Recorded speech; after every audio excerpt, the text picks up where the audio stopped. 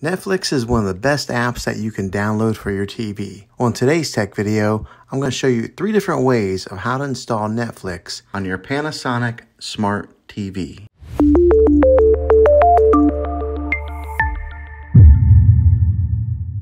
It can be really frustrating if you want to watch some of the great content that is on Netflix and you find that your TV is unable to download it. If your TV is an older model of Smart TV, then it could prevent you from downloading this app.